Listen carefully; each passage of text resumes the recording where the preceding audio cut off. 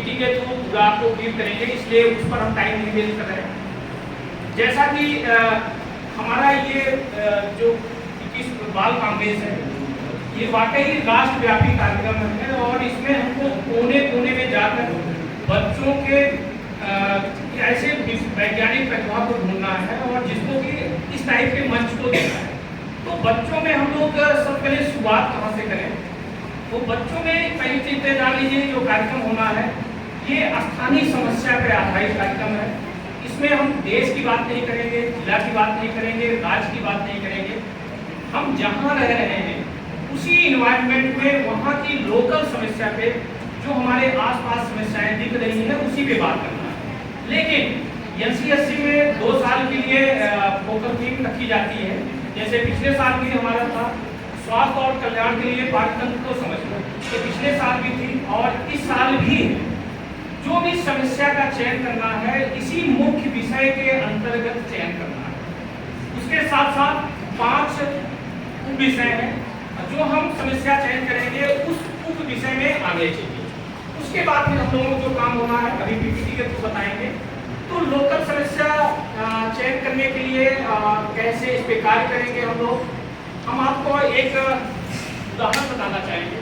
जैसे हमारा मेन उद्देश्य है बच्चों में वैज्ञानिक सोच उत्पन्न करना। तो वैज्ञानिक सोच उत्पन्न कैसे होगी, एक मैं एग्जाम्पल देकर मैं अपनी बात खत्म करूँगा, क्योंकि सरकार काफ़ी लंबा सेशन चलेगा।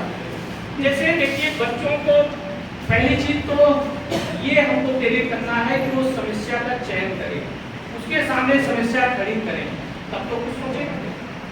जैसे एक मैं उदाहरण लेता हूँ, मान लीजिए एक बच्चा है, उसको एग्जाम देना है और उसके घर में छाता नहीं और बरसात होना शुरू हो गई।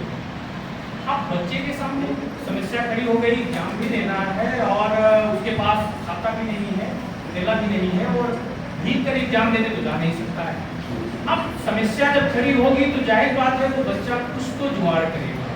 तो पहले क्या करेगा, अगर उसके घर में बोरी है या कुछ करता है तो उसको ढक के जाने का प्रयास करेगा। जब बाहर निकलेगा तो देखेगा कि नहीं यार, इससे तो मैं नहीं बच पा रहा हूँ। फिर सोचेगा चलो देखते हैं, देखा उसने पॉलीथीन रखी हुई, तो पॉलीथीन को जब उसने लिया, पहले छोटी पॉलीथीन या जो भी मिली उसके पास, तो देखा कि मेरा शर्ट तो ढक जा रहा है, बच जा रहा है, बट पूरी शरीर भीग जा रही है। फिर देखिए वो फिर सोचेगा कि यार इससे से काम नहीं चलेगा, हमको और बड़ी लेना चाहिए। देखिए अब वो मेजरमेंट करना शुरू कर रहा है, फिर और थोड़ा सा बड़ी लेगा पन्नी, तो देखेगा कि हाँ नहीं यार मैंने 1 मीटर की ले लिया वर्गाकार, तो इससे हम काफ़ी हद तक बच जा रहे हैं, मीन्स ऊपरी भाग बच जा रहा है। तो उसको लगेगा कि यार ऐसा न करेंगे, हम पूरे शरीर को ढकने जैसी पन्नी ले लिया है तो हमारी पूरी शरीर ढक जाएगी तो हम बच जाएंगे।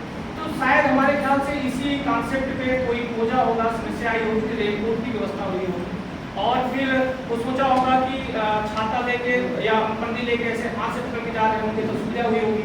उस पर सोचा होगा इस पर डंडी लगा दिया जाए या तार लगा दिया जाए तो मेला पे खोज हो गया होगा।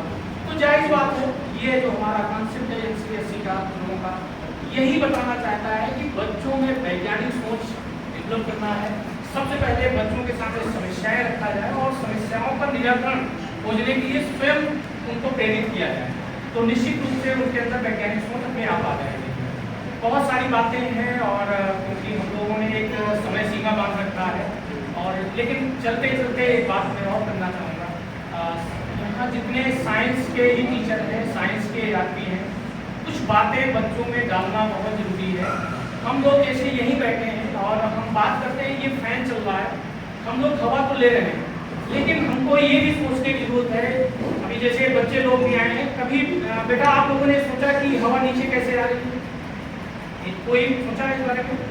हम लोग डेली हवा लेते हैं, पंखा चला के इसमें हवा ले रहे हैं, ये हवा नीचे कैसे आ रही है? या हम लोग इलेक्ट्रिसिटी के बारे में देख रहे हैं, कहा जाता है कि इलेक्ट्रॉन जब फ्लो करते हैं तो हमारी विद्युत धारा प्रवाहित होती है। तो जरा क्या दिमाग में आपकी ये बात आती है क्या कि तार में जब इलेक्ट्रॉन फ्लो कर जाएगा तो एक समय आना चाहिए इलेक्ट्रॉन खत्म हो जाना चाहिए? क्या ऐसा होता है? नहीं खत्म होता। क्यों नहीं खत्म होता?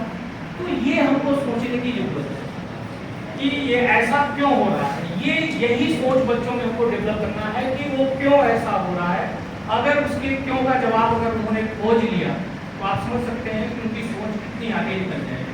तो वो हर विषय में वो क्यों खोजना शुरू करेंगे। तो और भी बहुत सारे उदाहरण हैं। आपने कभी फील किया है कि हमारे शरीर पर एक चींटी अगर रह जाए तो हमको पता चल जाता है, बट हमारे शरीर में पिंडों पंप की जैसा हृदय धड़क रहा है, रक्त प्रवाह कर रहा है, लेकिन हमको पता नहीं। तो इसका जवाब पता होगा, बच्ची समझा रही है और लेकिन हमको एहसास नहीं होता है, जबकि एक चींटी भी शरीर में चल जाए तो पता चल जाता है। तो ये भी कारण हमको जानना पड़ेगा कि हमारे शरीर का कंट्रोल कहाँ हो रहा है।